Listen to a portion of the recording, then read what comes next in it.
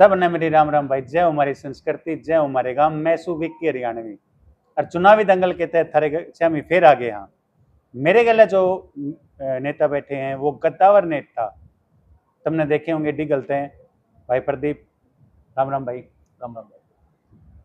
आज जो आपका इतना सफल प्रोग्राम होया है, ये जो मंत्री जी आए हुए थे विशंबर वाल्मीकि जी, बहुत बहुत बधाई हो उसके लिए। धन्यवाद भाई जी, लगातार आप जो है सक्रिय हो, अपने एरिया में इतना काम करवाने लग रहे हो। 2004 से जो है, जिस टाइम पे कैप्टन अभिमन्यु जी आए थे, बीजेपी की एक लहर आई थी, उस टाइम पे आप सक्रिय हो। उस टाइम पे एक हमने सुनी भी थी, अब भाई जेल की हवा भी खानी पड़ेगी थी। किसा महसूस हो लगातार 20 साल तक बीजेपी की सेवा करने लग रहे हो? विक्की भाई, 20 साल से नहीं, मुझे राजनीति तो नहीं लेकिन समाज सेवा विरासत में मिली। जब से पैदा हुए हमारे पिताजी, हमने यहाँ पे गांव में, हमारे पिताजी 28 साल की उम्र में डीगल गांव के सरपंच बन गए थे। डीगल गांव आज भी हरियाणा का एक पंचायत का सबसे बड़ा गांव है। पहले भी हमेशा से ही इतना बड़ा गांव डीगल रहा है, पलायन बहुत हो गया है।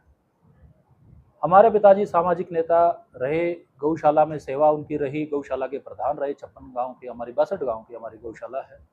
27 के खाप के हमारे जो है प्रमुख वक्ता, प्रमुख नेता के रूप में उन्होंने अपनी सेवाएं दी। तो जब स्कूल के समय से ही हमने उनसे प्रेरणा ली, उन्होंने हमेशा बताया कि भाई लोगों की सेवा करके, समाज के बीच में, अपने भाइयों के बीच में रह के, इससे बड़ा कोई धर्म नहीं है। तो स्कूल समय से ही मैं भारतीय जनता पार्टी के विचारों से प्रभावित रहा और स्कूल के समय से ही साहिब सिंह वर्मा जी जब दिल्ली में चुनाव लड़ते थे, छात्र राजनीति के समय से ही उनके साथ जुड़ना रहा। आधिकारिक रूप से 2004 में मेरा राजनीति में कैप्टन अभिमन्यु जी ने जब चुनाव लड़ा, प्रमोद महाजन जी के कार्यालय में हमने और उन्होंने इकट्ठे ही भाजपा ज्वाइन की। प्रदीप भाई, लगातार आप समाज सेवा का कार्य भी कर रहे हो और अपने क्षेत्र के लोगों के लिए कितना सोचने लग रहे हो। एक या मैं बात करूं यहाँ पे जो फिरनी की बात करूं, फिरनी स्पेशल कोटे से आप बनवाई है, या फिर मैं गर्ल्स स्कूल के कब्जे को हटा के वहां की चार दीवारी करने की बात करूं, लगातार सक्रिय हो।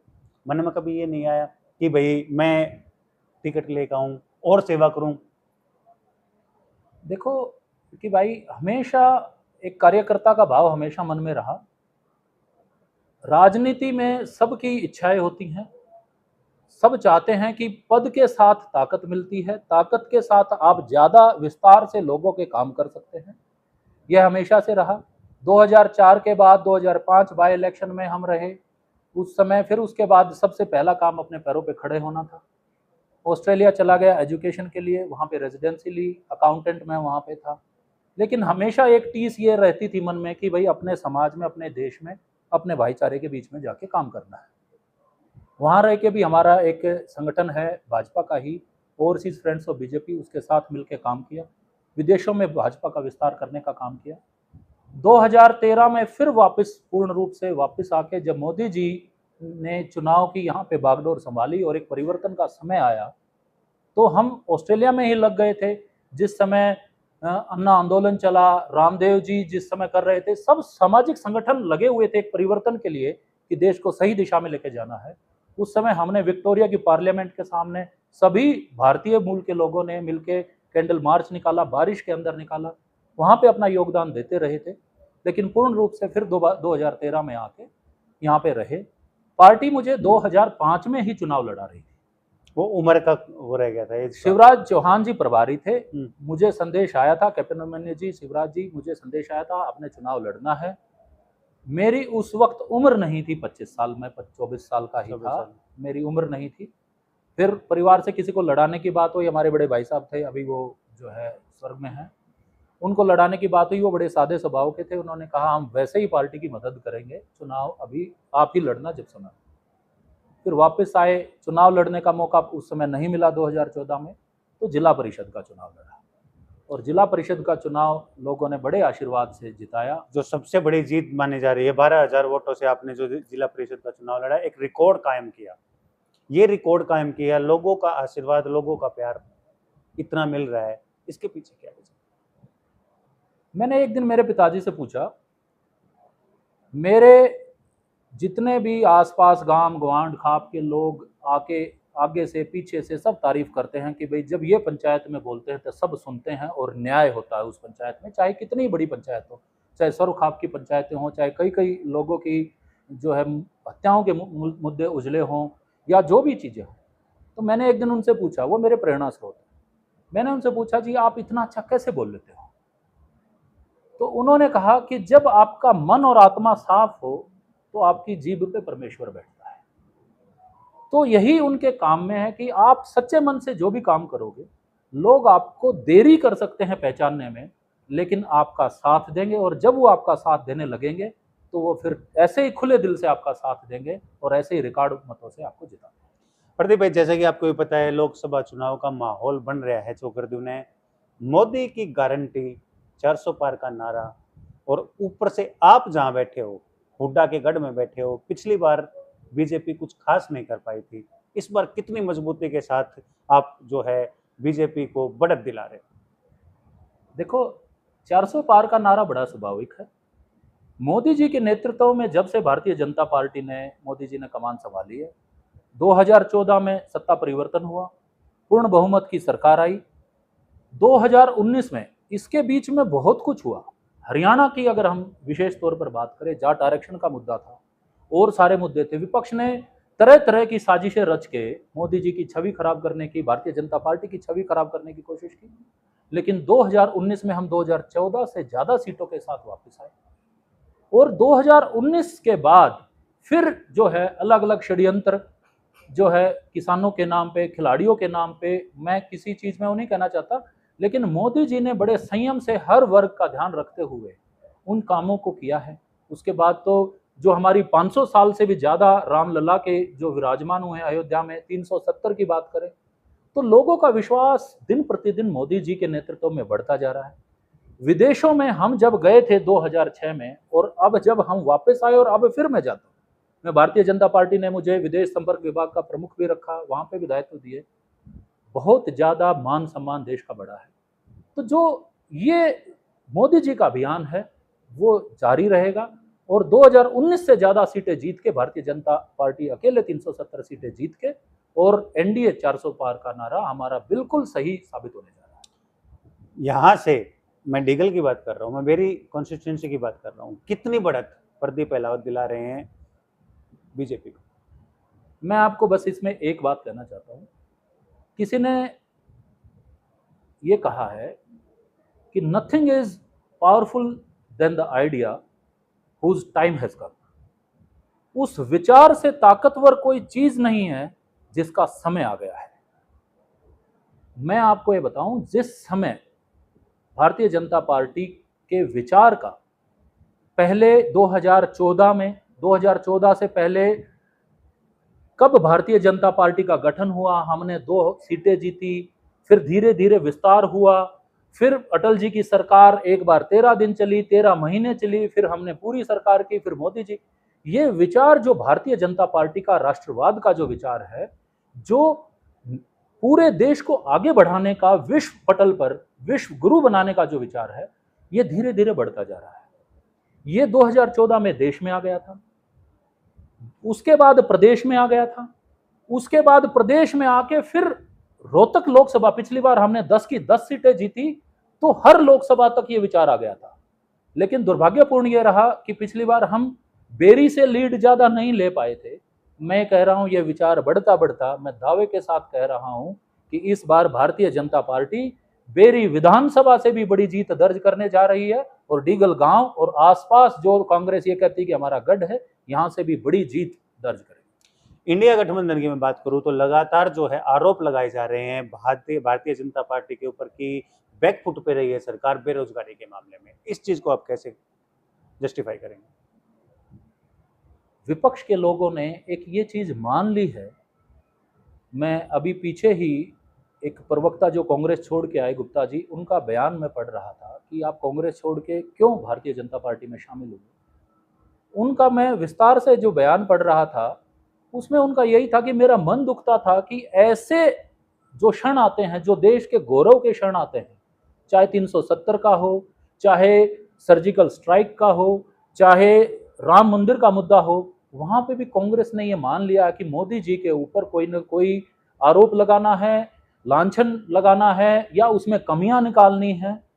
बेरोजगारी का कोई मुद्दा नहीं है। देश जिस समय 2014 में सरकार आई थी उस समय से आगे बढ़ के अब जो है अपना भारत देश 5वीं सबसे बड़ी अर्थव्यवस्था बन गया है। लेकिन प्रदीप जी एक बात और है जो लगातार हम मीम्स भी देखते हैं, पोस्टर भी देखते हैं कि भाई जो विपक्षी हैं उनके लिए 2 ऑप्शन देती है बीजेपी, या तो बीजेपी ज्वाइन कर लो या ईडी। नहीं, मीम्स है। उन्होंने अपने देखो, जिन्होंने गलत काम किया है, जिन्होंने भ्रष्टाचार किया है, वो कहीं भी उनका मोदी जी किसी को बख्शने वाले नहीं। और वो चाहे कहीं पे भी आ जाए, जिस व्यक्ति ने गलत काम किया है, जो भ्रष्टाचार किया है, वो भारतीय जनता पार्टी में आ जाए या कहीं पे आ जाए, एक भी व्यक्ति की ना जांच बंद हुई है, ना उनको वहां से रिलीव कर दिया गया है। सबके खिलाफ जांच चल रही है, कानून अपना काम करता है और कानून के हिसाब से सब पे कार्रवाई होगी। लोग अपने आप, कांग्रेस के पास कुछ बचा नहीं है, लोग अपने आप वहां से मोह भंग होके यहाँ पे आ रहे हैं। प्रदीप जी, यदि पार्टी मौका देती है बेरी के लिए, क्योंकि बेरी में लगातार जो है 6 बार से एमएलए हैं, काफी उनका विरोध होने लग रहा है, चौकरदोने जाए हैं तो लोग बाग उनकी बात भी नहीं सुन रहे। यदि पार्टी की तरफ से मौका मिलता है तो प्रदीप जी कितनी भारी जीत दिला सकते हैं यहाँ पे? मैं पार्टी के मौके की बात नहीं है, मेरी प्रदीप अहलावत की बात नहीं है। बात सिर्फ ये है कि बेरी वो विधानसभा थी जो जब हरियाणा का गठन हुआ 90 विधानसभाओं में से सबसे पहली, अगर कोई मुख्यमंत्री पहला बना, बेरी विधानसभा का विधायक था। और उसके बाद से अब तक लेके जो लोग 6-6 बार इस विधानसभा का प्रतिनिधित्व कर चुके हैं, वो बेरी का आज कहां पे उन्होंने छोड़ दिया है। उनकी संपत्ति सैकड़ों करोड़ों में बड़ी है, लेकिन बेरी के अंदर अभी भी जो मूलभूत सुविधाओं की जो मांग है वो अभी भी जो की त्यों है। कहने को मुद्दे उठाए जाएंगे, विधानसभा में उठाए जाएंगे और जगह उठा लेंगे, लेकिन 10 साल उनकी सरकार थी, उन्होंने बेरी के लिए क्या किया। इस बार बेरी में कमल खिलेगा। वो कमल प्रदीप अहलावत के हाथ में हो या किसी और कार्यकर्ता के हाथ में हो, हम मिलजुल कर उस कार्यकर्ता को इस बार बेरी से भाजपा का विधायक बनाने का काम करेंगे। मोदी की गारंटी हुड्डा के पंजे पर कितनी भारी पड़ेगी? रोहतक की मैं बात कर रहा हूँ। ये तो पहले ही भारी पड़ चुकी है। 2019 में जिसे अभेदगढ़ कहा जाता था, हम जीत चुके हैं।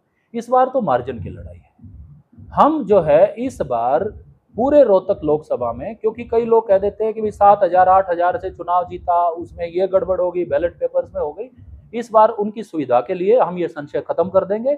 इस बार यहाँ से लाखों में जीत होनी है पूरे रोहतक लोकसभा से, और बेरी का उसमें सबसे अहम योगदान रहेगा। जिस तरीके से आपके पिताजी की बात करते हैं, 17 चुनाव जो है निर्दलीय, मतलब निर्विरोध सर्वसम्मति से उन्होंने जीते हैं, वो विरासत आपको मिली हुई है। तो आप यदि कहीं पे भी चुनाव के लिए तैयारी करते हो, उसका फायदा आपको जरूर कहीं ना कहीं मिलता है। तो पार्टी को भी इसके बारे में सोचना चाहिए। आपके क्या विचार हैं कि आप क्या?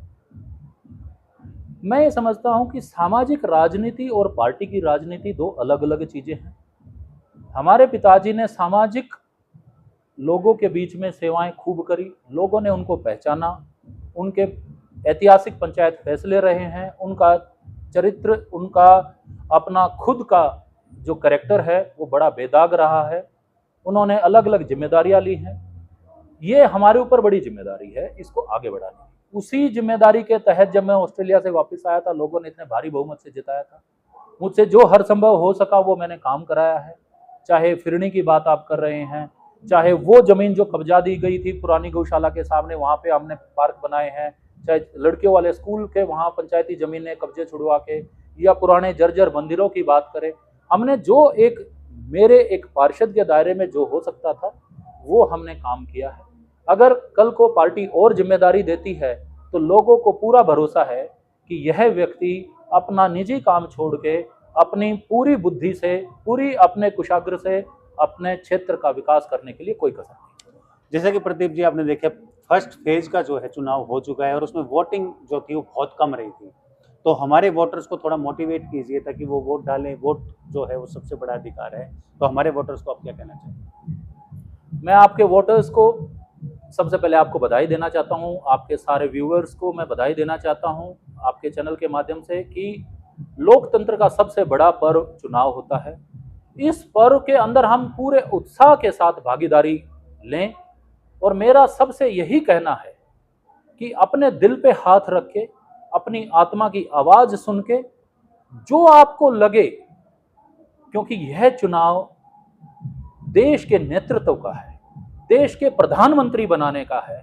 अगर आपको लगता है कि नरेंद्र मोदी जी और उनके मुकाबले जो लोग, चाहे राहुल गांधी जी हैं, चाहे और लोग हैं, उनकी तुलना करके आप देख लेना कि किसके नेतृत्व में आप देश को आगे बढ़ाना चाहते हैं, किन के हाथों में हमारे बच्चों के लिए विरासत सौंपना चाहते हैं। 10 साल में जो काम किए हैं वो और गति से आगे बढ़ें। इसलिए मैं चाहता हूं कि आप देश हित में भारतीय जनता पार्टी को वोट दें। बहुत बहुत धन्यवाद प्रदीप भाई। तो फिर मिलते रहेंगे, फिर सवाल जवाब होते रहेंगे। कि भाई काम करती हो भाई, वीडियो ने घनी शेयर कर दियो, चैनल ने सब्सक्राइब कर दियो। सब ने मेरे राम राम भाई, सब ने मेरे राम।